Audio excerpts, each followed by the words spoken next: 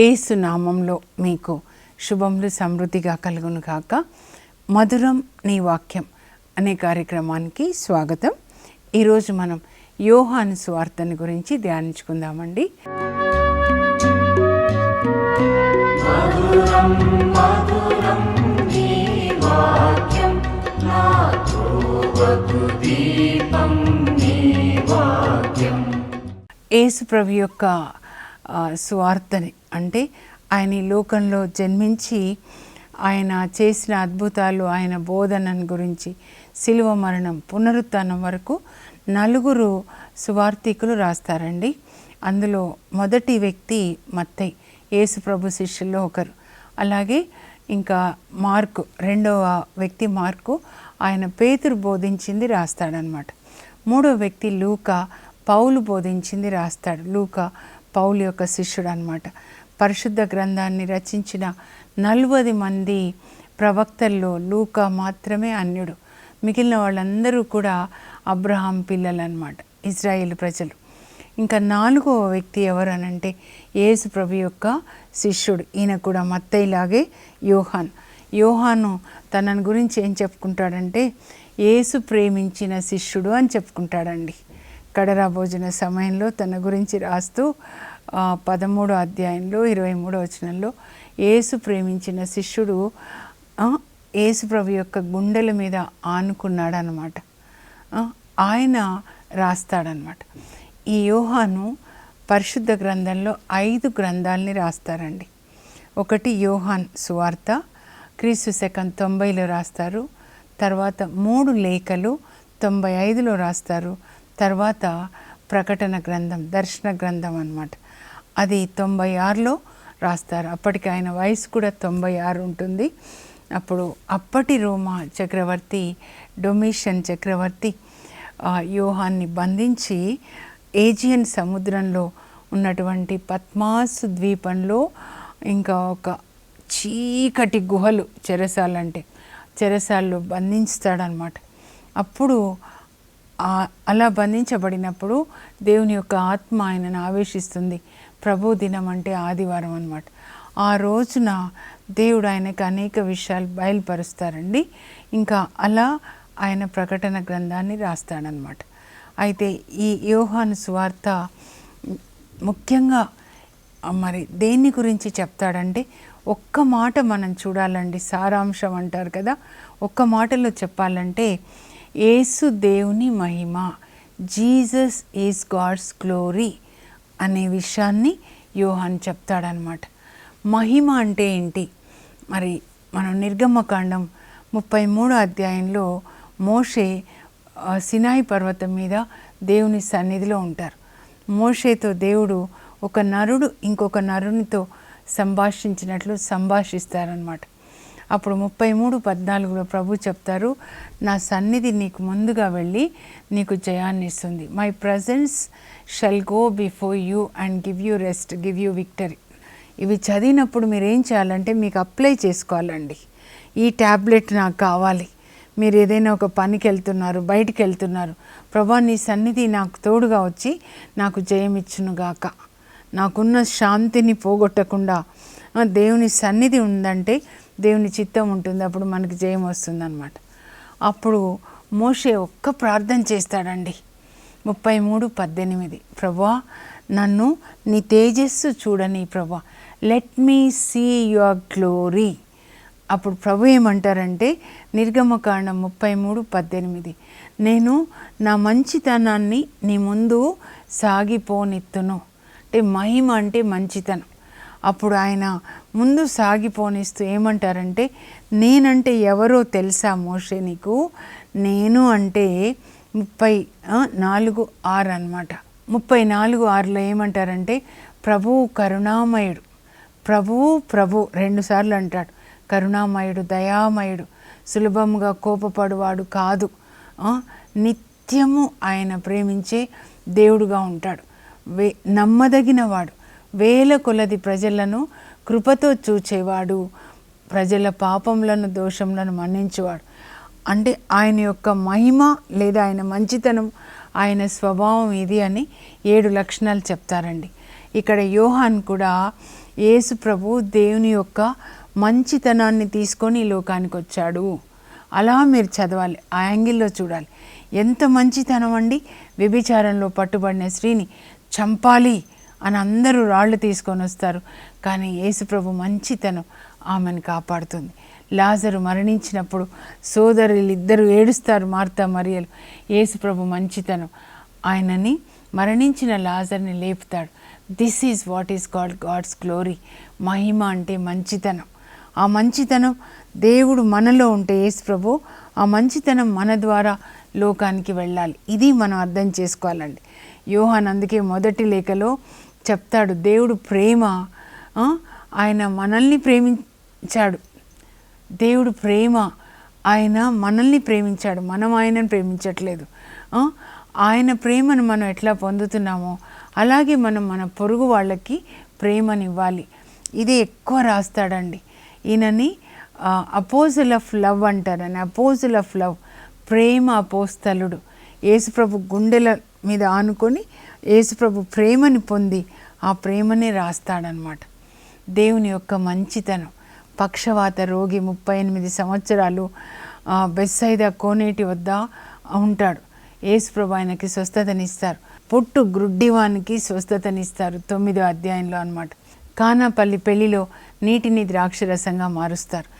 యోహాన్ ఎప్పుడు 7 రాస్తాడండి. ఈ యోహాన్ సువార్తని 7 వారాల పరిచర్య, యేసుప్రభు 7 వారాల పరిచర్యగా రాస్తాడు. ఆ తర్వాత యేసుప్రభు చేసిన 7 అద్భుతాలని రాస్తారు. ఆ తర్వాత యేసుప్రభు యొక్క నేను అనే 7 ప్రకటనలు అనమాట. I am the way, the truth and the life. I am the bread of life. I am the light of the world. I am the good shepherd. I am the way. I am the vine, you are the branches. I am the resurrection. I am the life అని 7 ప్రకటనలు అన్నమాట. ఎందుకంటే నిర్గమకాండంలో మీరు చూడండి, మోషేతో దేవుడు మాట్లాడేటప్పుడు ఎవరు పంపించారని చెప్పాలయ్యా అని అడుగుతాడు మోషే. మరి ఫరో దగ్గరికి వెళ్ళి మాట్లాడు, ఇజ్రాయెల్ ప్రజలతో వెళ్ళి మాట్లాడు అంటే ఎవరు పంపించారని చెప్పాలంటే అప్పుడు దేవుడు ఏమంటారంటే నిర్గమం 3:14లో I am who I am, నేను ఉన్నవాడను. ఆ ఉన్నవాడు ఈ లోకంలో జన్మించి యేసుప్రభు రూపంలో నేను ఏం చేస్తాను అని చెప్తాడనమాట. ఆయన ఈ 7 ప్రకటనల ద్వారా ఆయన మెస్సయ్య అని నిరూపించుకుంటాడండి. Jesus reveals himself as the Messiah by this 7 I am declarations అన్నమాట. అది కూడా మనం చూద్దాం. 7 అద్భుతాలు, 7 నేను అనే ప్రకటనలు, 7 వారాల పరిచర్య, ఆయన 7 నామములు కూడా ఇందులో ఉంటాయన్నమాట. 7గా మనం చూద్దామండి. ముఖ్యంగా మొదటిది యేసు దేవుని యొక్క మహిమ. మహిమ అంటే మంచితనం అన్నమాట. ఆయన అంతటా తిరుగుచు అందరికీ మేలు చేశాడు. మీరు ఆ యాంగిల్లో చదవాలి. తర్వాత యోహాను సువార్తలో 21 అధ్యాయాలు ఉంటాయండి. 2 భాగాలుగా విభజిస్తాడనమాట. మొదటి భాగాన్ని ప్రవచన భాగము అంటారండి. 1 నుంచి 12 అధ్యాయాలు అనమాట. అంటే ఏంటంటే పాత నిబంధనలో యేసు ప్రభు గురించి, మెస్సయ్య గురించి చెప్పబడినటువంటి ప్రవచనాలు, మోషే గ్రంథ శాస్త్రంలో, ప్రవక్తల గ్రంథాల్లో చెప్పబడినవన్నీ కూడా యేసు ప్రభువులో నెరవేరాయి. కనుక ఈయనే మెస్సయ్య అని నిరూపించడానికి యోహాను తన సువార్తను రాస్తాడు. మొదటి భాగం 1 నుంచి 12 వరకు ప్రవచన భాగం. పాత నిబంధనలో చెప్పబడిన ప్రవచనాలు, మెస్సయ్యను గురించి చెప్పబడిన ప్రవచనాలు యేసు ప్రభులో నెరవేరాయి కనుక ఈయన మెస్సయ్య. అర్థమవుతుంది కదండి. 350 ప్రవచనాలు ఉంటాయండి యేసు ప్రభు గురించి. మొదటి రాకడ, రెండో రాకడ కలిపి మొదటి రాకడలో అన్నీ నెరవేరాయి. ఇంకా రెండో రాకడలో ప్రవచనాలు కూడా అన్నీ నెరవేరుతాయి అన్నమాట. ఇంకా 13 నుంచి 21 వరకు చూస్తే దాన్ని మహిమ విభాగం అంటారండి. యేసు ప్రభు తన శిలువ మరణం ద్వారా, శ్రమల ద్వారా మహిమపరచబడ్డాడు, తండ్రిని మహిమపరిచారు. మన మహిమ అంటే ఈ లోకపు ఆస్తులు కాదండి, దేవుని చిత్తం చేయడం ద్వారా మనం దేవుని మహిమపరుస్తాం. ప్రతి అపోస్తలుడు, బైబిల్లో చెప్పబడినటువంటి పౌలు కానీ లేకపోతే పునీతులు కానీ వాళ్ళు దేవుని ఎలా మహిమపరిచారంటే దేవుడు వాళ్ళకి ఇచ్చిన శ్రమల పాత్రని త్రాగడం ద్వారా. దేవుడు మమ్మల్ని చాలా ఆశీర్వదించారు, ఈ లోకపు ఆస్తులు ఉన్నాయి, అది ఆశీర్వాదం కాదండి, అది టెస్టింగ్ అన్నమాట, నాట్ ఎ బ్లెస్సింగ్. ఈ లోకపు ఆస్తులు ఉండడం టెస్టింగ్. ఆస్తి ఇచ్చిన తర్వాత నీవు దాన్ని పేదలతో పంచుకుంటావా, దేవుని మహిమ కొరకు వాడతావా అనేది. కానీ దేవుని చిత్తంలో ఏ శ్రమల పాత్ర ఉంటుందో, యేసు ప్రభు తాగుతారు. ఆ రోజు 11 మంది అపోస్తులు తాగుతారు, యూదా వెళ్ళిపోతాడు. అందరూ కూడా ఆ పాత్ర, యేసు ప్రభు తాగిన పాత్ర నుంచి తాగారు. అంటే శ్రమల పాత్ర దేవుని చిత్తం అన్నమాట. ఆ విధంగా మనం దేవుని మహిమపరుస్తాం. ఏ అపోస్తులను మీరు తీసుకున్నా కూడా వాళ్ళు ప్రభు కొరకు జీవించినా మరణించినా వాళ్ళు దేవుని పాత్ర నుంచి తాగారు. సైతాన్ పాత్ర నుంచి వాళ్ళు తాగలేదన్నమాట. 2 పాత్రల నుంచి మనం తాగము. 1 కొరింథీ 10లో చెప్తారండి, 23 అలా మీరు చదివితే, మీరు ప్రభు బలం నుంచి సైతాన్ బలం నుంచి, ప్రభు పాత్ర నుంచి మరి సైతాన్ పాత్ర నుంచి తాగలేరు అని చెప్తాడనమాట. ఇప్పుడు మనం మళ్ళీ యోహాను సువార్తకు వద్దామండి. ఈ 3 మాటలు మీరు గుర్తుపెట్టుకోవాలి. మొదటిది ఏంటంటే యేసు దేవుని మహిమ, అంటే దేవుని యొక్క మంచితనం అంతా తీసుకొని వచ్చి మనకి అందించారు. 3.5 సంవత్సరాల్లో ఆయన మంచితనం మనం ఇప్పటికి కూడా అనుభవిస్తున్నాం ప్రపంచం అంతటా అన్నమాట. 3.5 సంవత్సరాలే. ఆ తర్వాత శిలువ మరణం ద్వారా ఆయన దేవుణ్ణి మహిమపరిచాడు. ఇప్పుడు ఇంకా 7 వారాల పరిచర్య మనం చూద్దామండి. ముందు యోహాను సువార్త 1వ అధ్యాయంలో 1 నుంచి 18వ వచనం వరకు అది ముందు మాట అంటారు, ఫోర్వర్డ్ అంటారు కదండి. ఎలా స్టార్ట్ చేస్తాడంటే యోహాను యేసు ప్రభుని దేవుని వాక్కు అని పిలుస్తాడండి. యేసు అన్నాడు. అందుకే నేను ఇక్కడ ఏం రాసుకున్నా అంటే, నా బైబిల్లో దేవుని వాక్కు అని ఉంది కదా, యేసు దేవుని వాక్కు. ఆదిలో వాక్కు ఉండెను. అప్పుడు నేను ఎట్లా రాసుకునేదాన్ని అంటే, ఆదిలో యేసు ఉండెను. ఆదిలో వాక్కు ఉండెనంటే ఆదిలో యేసు, ఆ యేసు దేవుని యొద్ద ఉండెను, ఆ యేసు దేవుడై ఉండెను. ఆయన లేకుండా దేవుడు ఏది సృజించలేదు. సమస్తము దేవుడు ఆయన ద్వారానే, ఆ వాక్యం ద్వారానే సృజించాడనమాట. ఆది గ్రంథంలోంచి మీరు చూస్తే వెలుగు కలుగును గాక, అంటే తండ్రి నోట్లో నుంచి పుట్టిన పుత్రుడు, ఆ వాక్యమే యేసు ప్రభు అనమాట. ఇప్పుడు మనం 12వ వచనానికి వచ్చినట్లయితే, ఆయనను అంగీకరించి విశ్వసించిన వారందరికీ దేవుని బిడ్డలకు భాగ్యమును ఆయన ఇచ్చాడు. అంటే యేసు ప్రభు. ఆయన అంటే ఎవరంటే యేసు ప్రభు అనమాట. ఎవరెవరు అంగీకరిస్తున్నారో దేవుని కుమారుడు నా కొరకు మరణించాడు, అలా అంగీకరించిన వాళ్ళందరికీ, ఆయన రక్తంలో కడుక్కున్న వాళ్ళకి పరలోక తండ్రి బిడ్డలయ్యే భాగ్యాన్ని యేసు ప్రభు ఇచ్చారనమాట. ఆయన తన ప్రజల మధ్యలోనికి వచ్చాడు. యూదులలో జన్మిస్తాడు కదా ఇజ్రాయేల్ ప్రజల్లో, కానీ ఆయనని వాళ్ళ సొంత ప్రజలు అంగీకరించలేదు. ఆ వాక్కు మానవుడై మన మధ్య నివసించాడు. ఆదిలో ఉన్న వాక్కు, దేవుని యొద్ద ఉన్న వాక్కు ఈ లోకంలోనికి వచ్చాడు. మరియ తల్లి గర్భంలో శరీర రూపం దాల్చి లోకంలోనికి వచ్చాడనమాట. ఆయన మానవుడై మన మధ్య నివసించెను, అంటే మన మధ్య నివసిస్తున్నాడు ఇప్పుడు కూడా కదా. ఇమ్మానుయేల్ అనగా దేవుడు మనతో ఉన్నారు. మీరందరూ ఫీల్ కావాలి, మీరు ఎక్కడ ఉన్నారో అక్కడ యేసు ప్రభు ఉన్నారండి. మీ కుడి ప్రక్కన ఉన్నారు, మీ లోపల ఉన్నారు, మీ పైన ఉన్నారు, మీ క్రింద ఉన్నారు. సెయింట్ ప్యాట్రిక్ గారు ఎప్పుడు చెప్తారు, క్రీస్తు నాలో ఉన్నాడు, నా పైన ఉన్నాడు, కింద ఉన్నాడు, ముందు ఉన్నాడు, వెనకాల నా చుట్టూ ఉన్నారని.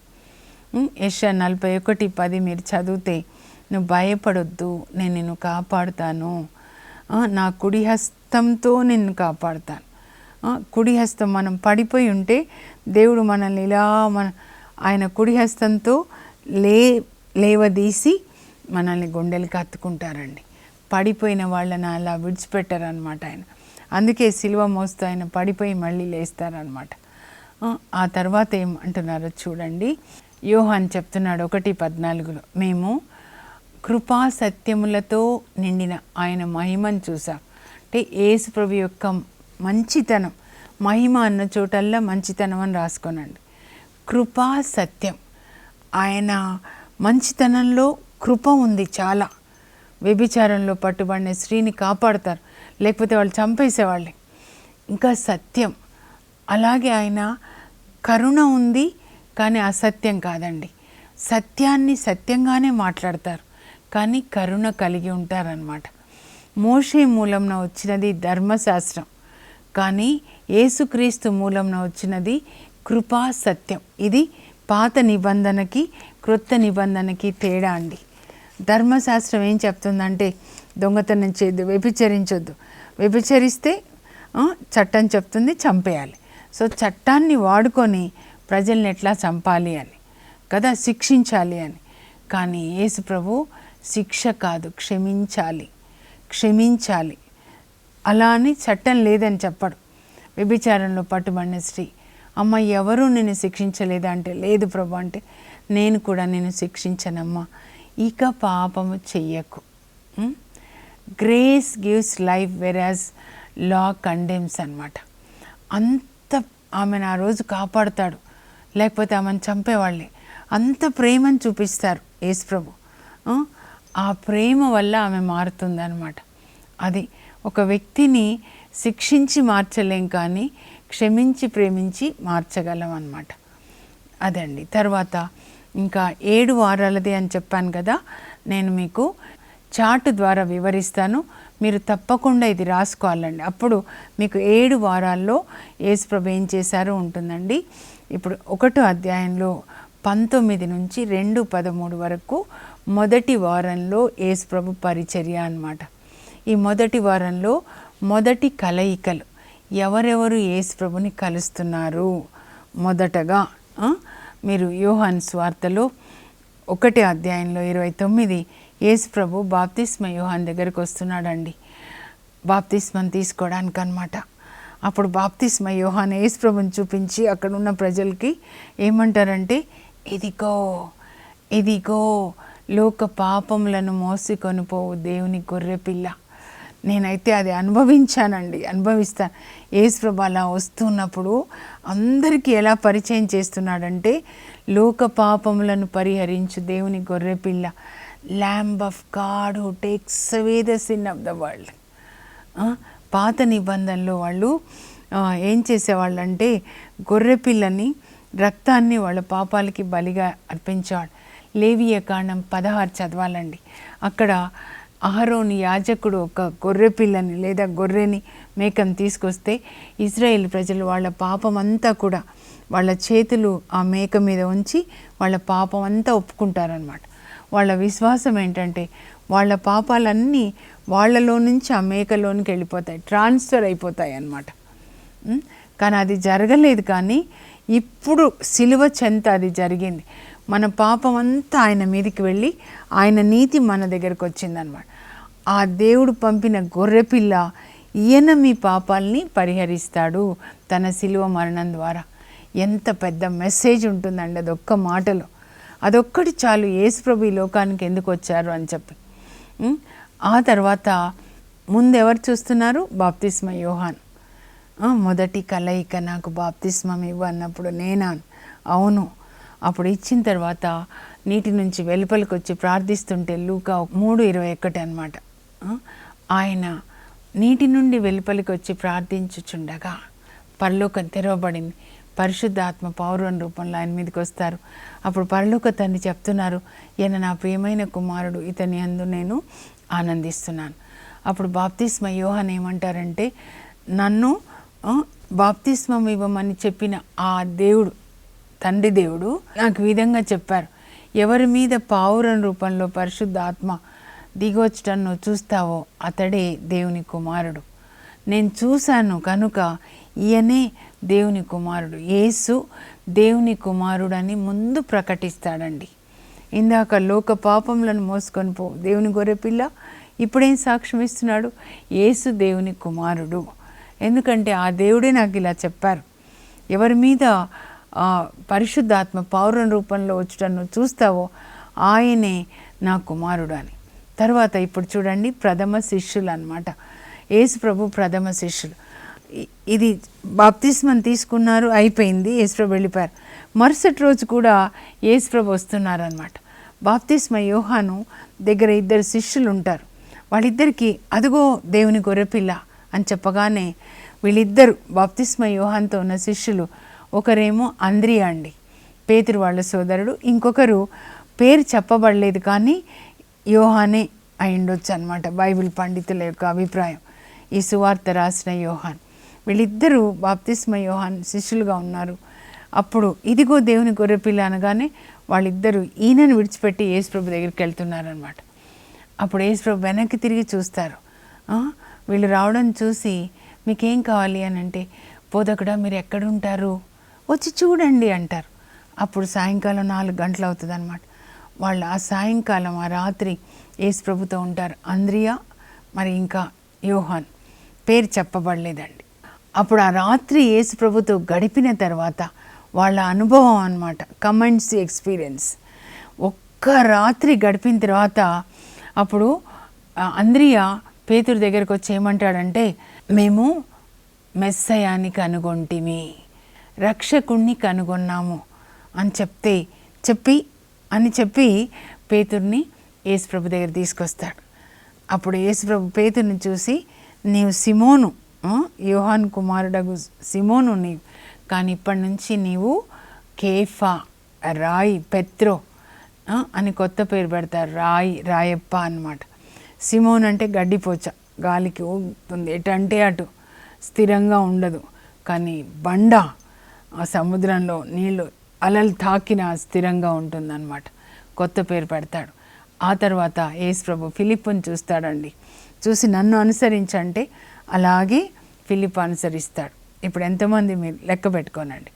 ఆ తర్వాత ఫిలిప్ వెళ్ళి నతానియేలుని తీసుకొస్తాడు. ఏం చెప్తాడంటే, ఫిలిప్పు మోషే ధర్మశాస్త్రంలో అలాగే ప్రవక్తల గ్రంథాల్లో చెప్పబడిన వాణిని మేము కనుగొన్నాం. ఎవరి గురించి చెప్పబడింది మోషే ధర్మశాస్త్రంలో? స్త్రీ సంతతిని తెల చెత్తగొడుతుంది, పాస్క గొర్రెపిల్ల అని చెప్పి, ప్రధాన యాజకుడు అని చెప్పి, ఇజ్రాయిల్ని చుక్క ఉదయించును, నా వంటి ప్రవక్తని మోషే చెప్పాడు కదా, ఆయనని మేము కనుగొన్నామయ్యా అని చెప్పి నతానియేలుని యేసుప్రభు దగ్గర తీసుకొస్తాడనమాట. అప్పుడు యేసుప్రభు ఆయనను చూసి ఏమంటారంటే, ఇదిగో కపటం లేని ఇజ్రాయేలీయుడు అని అంటాడనమాట. అప్పుడు నేను మీకు తెలుసా ప్రభు అంటే, అవును, ఫిలిప్పు నేను తీసుకురాకముందు నువ్వు అంజూరం చెట్టు కింద ఉన్నావు కదా, అప్పుడు కూడా నేను నిన్ను చూశాను. అప్పుడు నీవు దేవుని కుమారుడు, ఇజ్రాయేలు రాజును దేవుని కుమారుడయ్యా అంటాడనమాట నతానియేలు. ఇవండి మొదటి కలయిక. మొదటి వారంలో మొదటి కలయికలు ఎవరెవరు కలుస్తున్నారో మీరు లిస్ట్ రాసుకోండి. బాప్తిస్మ యోహాను, తర్వాత యేసు ప్రేమించిన శిష్యుడు అంద్రియా, పేతురు, తర్వాత ఫిలిప్పు, ఆ తర్వాత నతానియేలు. దీన్ని మొదటి వారము, మొదటి కలయికలు. తర్వాత ఈ మొదటి వారంలో యేసు ప్రభు 2వ అధ్యాయంలో కానాపల్లిలో నీటిని ద్రాక్షరసంగా మారుస్తారండి.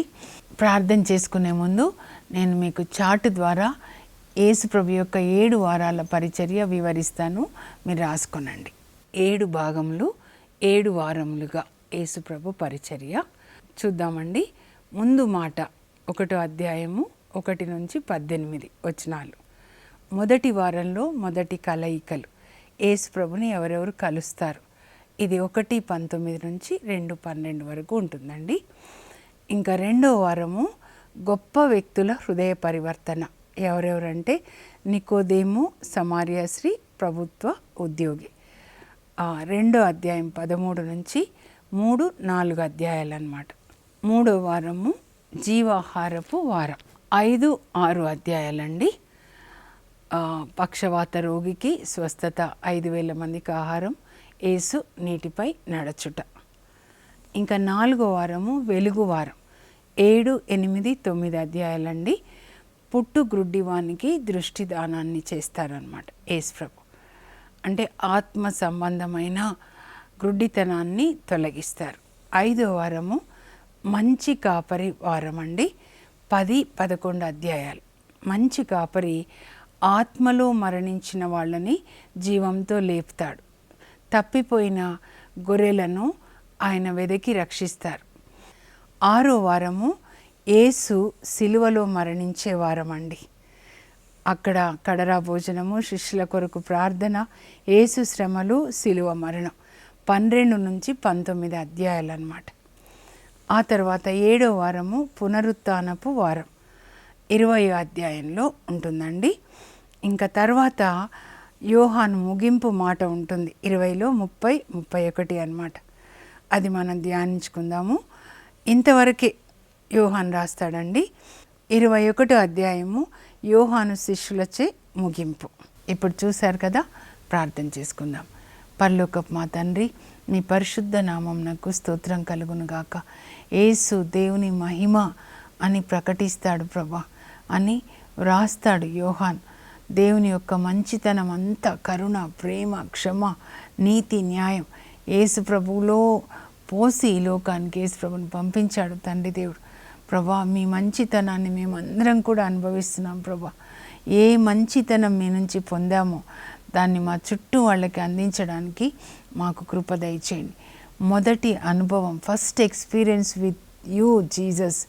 యేసయ్య, పేతురు, అంద్రియా, యోహాను, ఫిలిప్పు, నతానియేలు, బాప్తిస్మ యోహాన్, వాళ్ళ మొదటి అనుభవం మీతో. మాకు కూడా అలాంటి అనుభవాన్ని దయచేసి సమస్తాన్ని విడిచిపెట్టి వాళ్ళు ఎలా మిమ్మల్ని అనుసరించారో అలా మేము కూడా మిమ్మల్ని అనుసరించడానికి మా కృప దయచేయండి. వింటున్న బిడ్డలందరి మీద పరిశుద్ధాత్మని కుమరించి వాళ్ళు శ్రద్ధగా కూర్చొని బైబిల్ గ్రంథాన్ని పఠించి పాటించడానికి పరిశుద్ధాత్మని ఇవ్వండి. యేసు నామంలో అడుగుచున్నాం తండ్రి, ఆమేన్. ఇప్పుడు వేసవి సెలవులు కాబట్టి దయచేసి కూర్చొని యోహాను సువార్త 21 అధ్యాయాలు వరుసగా చదవండి. ఇప్పుడు నేను చెప్పినవి కూడా మీరు రాసుకొనండి. దేవుని యొక్క మహిమని, మంచితనాన్ని మీరు కూడా అనుభవించుదురుగాక. God bless you. Have a blessed day.